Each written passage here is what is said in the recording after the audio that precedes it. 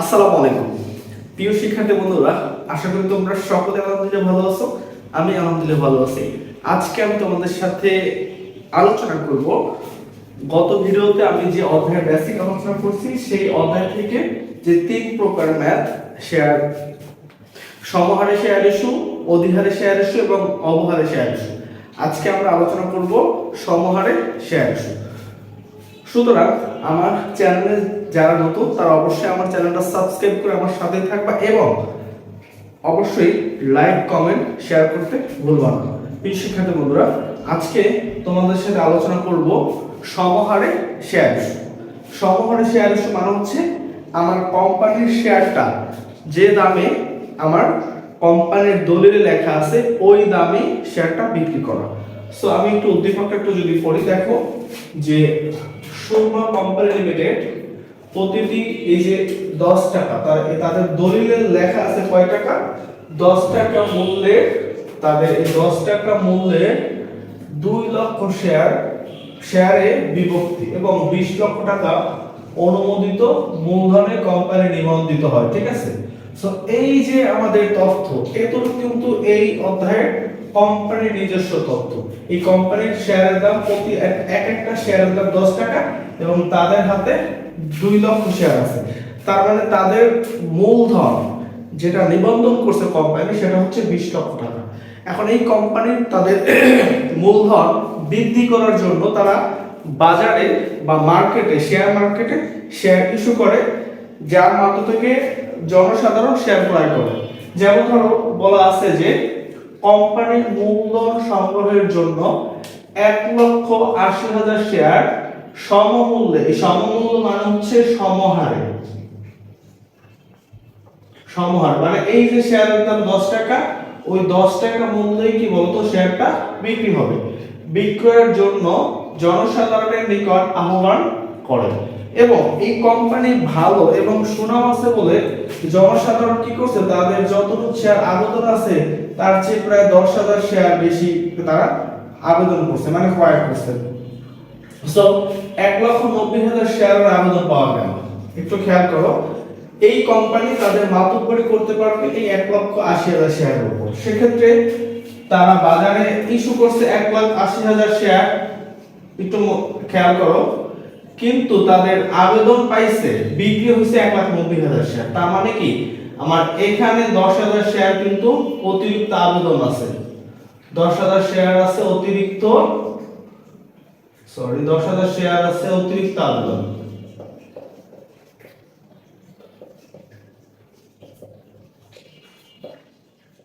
ওকে, so অবশ্যই মাথায় রাখতে হবে কোম্পানি এই 1 লাখ শেয়ার, কোম্পানি 1,80,000 শেয়ার, অবশ্যই মাথায় রাখতে হবে কোম্পানি 1,80,000 শেয়ার তারা বাজারে যতটুকু ছাড়বে ঠিক ততটুকু তাদের মূলধন হবে, এর বাইরে হবে না। দেখো ক নাম্বার আমাদের কি বলছে, অতিরিক্ত আবেদনের ফেরত টাকার পরিমাণ নির্ণয় করতে বলছে।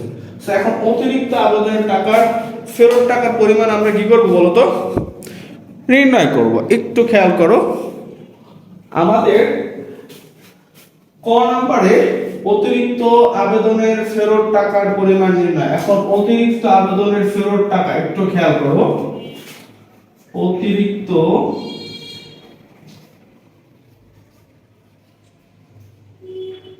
আবেদনের ফেরত টাকা ইকুয়াল অতিরিক্ত আবেদন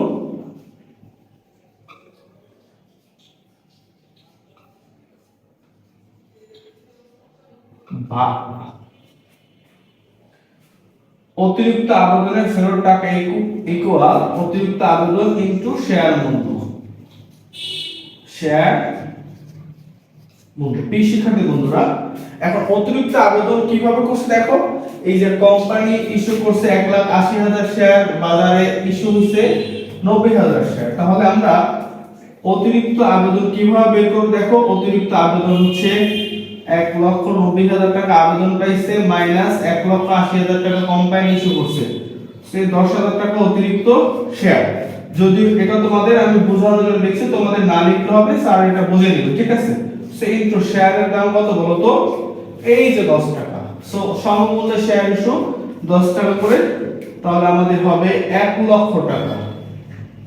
তাহলে অতিরিক্ত আবেদনের টাকা কত বলতো? 1 লক্ষ টাকা। আশা করি শিক্ষার্থী বন্ধুরা খুব ভালোভাবে বুঝে ফেলেছো, এবং এই অধ্যায় ক নাম্বারের যে টপিকগুলো আরো আছে সেগুলো কিন্তু আমি তোমাদের আমার বেসিক ভিডিওতে আমি তুলে ধরেছি। তোমরা যদি ভিডিওটা দেখো তাহলে অবশ্যই ক্লিয়ার হয়ে যাবে, ঠিক আছে? সো খ নাম্বার কি বলছে দেখো, কোম্পানির প্রয়োজনীয় জাবেদা। এখন আমরা কি করব, এই কোম্পানির মূলত তিনটা জাবেদা করা হয়।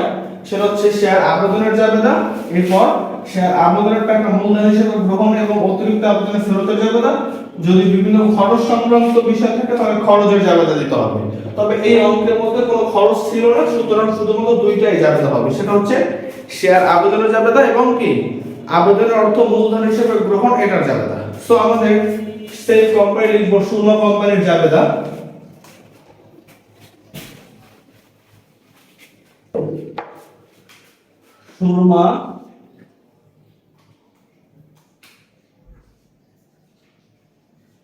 সুরমা কোম্পানি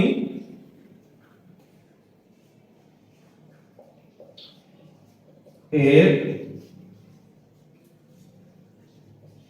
জাবেদা।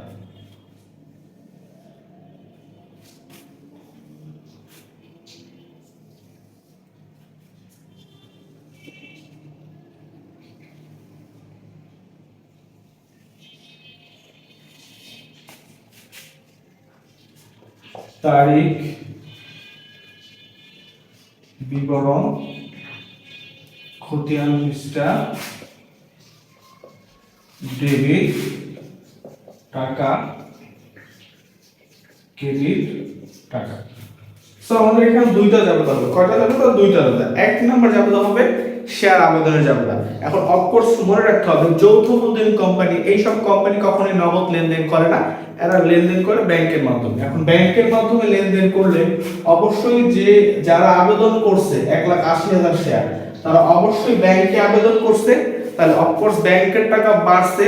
যদি আমাদের নগদ টাকা বাড়ে, সরি অফকোর্স ব্যাংকের টাকা বাড়ছে, তাহলে আমাদের জাবেদা হবে ব্যাংক হিসাব ডেবিট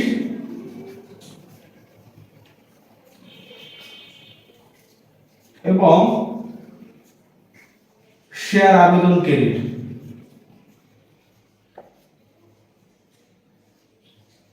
ওকে, সো দেখো কোম্পানি 1,90,000 শেয়ার আবেদন পাইছে। অফকোর্স আবেদনের যতটুকু আবেদন পাইছে তখন কিন্তু ততটুকু জাবেদা হবে, ঠিক আছে? সো শেয়ারের দাম কয় টাকা? 10 টাকা। লিখতে পারি আমরা 10 টাকা করে 1,90,000 শেয়ারের আবেদন পাওয়া গেল। শেয়ারের আবেদন পাওয়া গেল। তাহলে 10 ইনটু 1,90,000 শেয়ার, তাহলে আমাদের টাকা হবে 19 লক্ষ টাকা।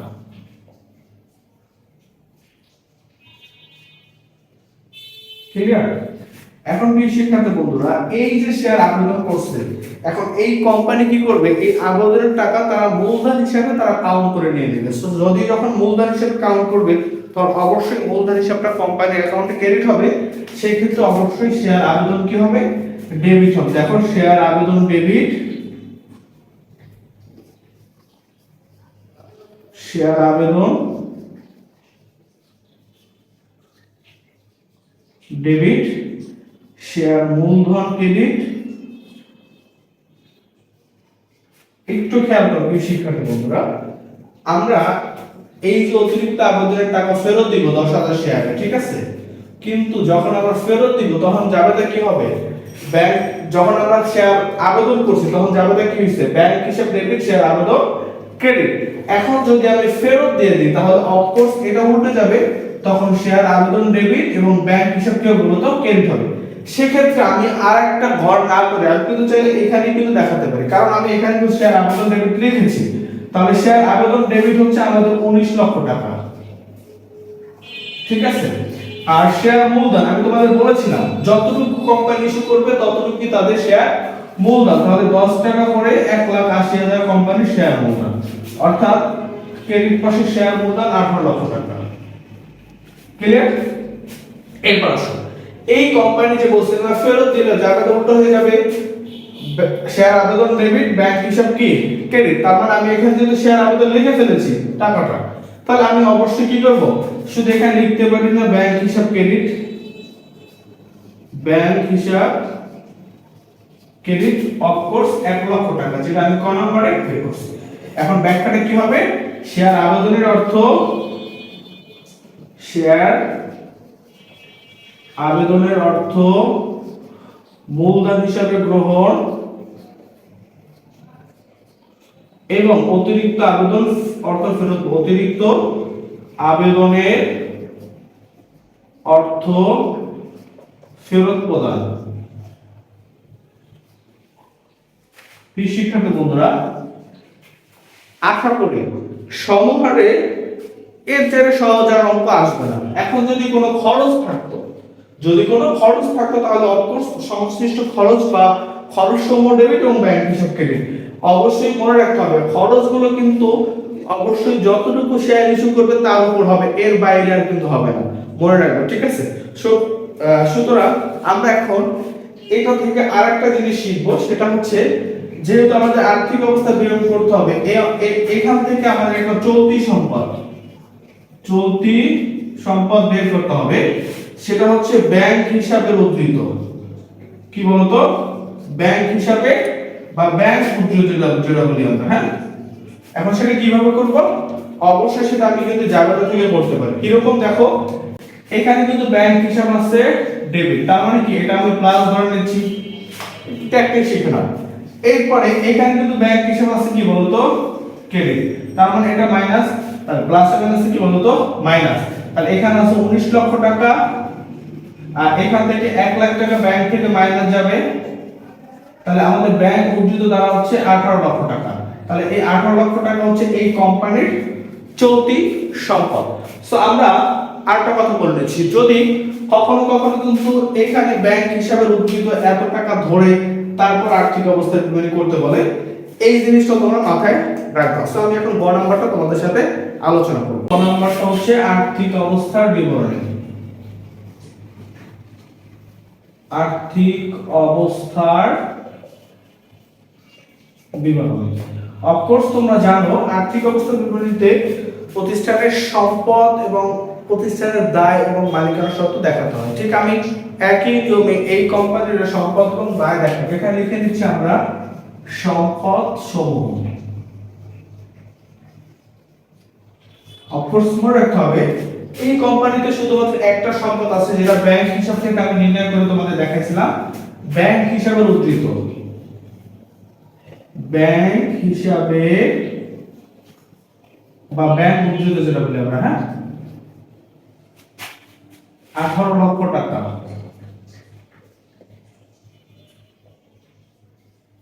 আমাদের আর কোনো তথ্য নেই।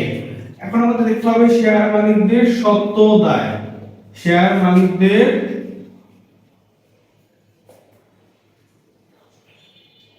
সত্ত্ব দায়। সেক্ষেত্রে অবশ্যই মনে রাখতে হবে, তোমাদের বেসিক ক্লাস আমি বলে দিয়েছি কি কি এখানে আসে। প্রথমে আসবে অনুমোদিত মূলধন, অনুমোদিত মূলধন। দেখো অনুমোদিত মূলধন এই কোম্পানি শুরুতে যে নিবন্ধন করবে যতটুকু মূলধন নিয়ে ততটুকু, তো 10 টাকা করে 2 লাখ শেয়ার, 10 টাকা করে 2 লক্ষ শেয়ার, তাহলে 20 লক্ষ টাকা। এটা আমি এখানে ক্লোজ করে দিব, ঠিক আছে। এরপরে ইস্যুকৃত, বিলিখিত অথবা আদায়কৃত মূলধন একসাথে হবে, হ্যাঁ। ইস্যুকৃত,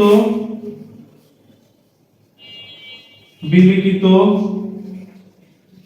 আদায়কৃত মূলধন। আমি দেখো কতটুকু শেয়ার ইস্যু করছি, 1,80,000 শেয়ার, শেয়ারের দাম 10 টাকা, তাহলে 10 টাকা করে 1,80,000 শেয়ার ইস্যু করা হলো, ঠিক আছে। সো আমাদের এখানে 18 লক্ষ টাকা। দেখো ইস্যুকৃত, বিলিখিত, আদায়কৃত মূলধন যতটুকু ইস্যু করছি এই কোম্পানি ততটুকুই তাদের মূলধন, তাহলে 10 টাকা করে 1,80,000 শেয়ার, তাহলে 18 লক্ষ টাকা কি বলতো তাদের শেয়ার মালিকদের সত্ত্ব দেয়। তার মানে এই যে 18 লক্ষ টাকা, এটার সাথে তোমার এই জায়গাটা কি বলতো মিলে যাবে। ঠিক আছে, সো এটা হচ্ছে সমহারে শেয়ার ইস্যুর যে সবচেয়ে সহজ একটা অঙ্ক তোমাদের সাথে আলোচনা করব। এইভাবেই সমহার আসলে পরীক্ষায় আসবে। সো ধন্যবাদ সবাইকে। আসসালামু আলাইকুম ওয়া রাহমাতুল্লাহ।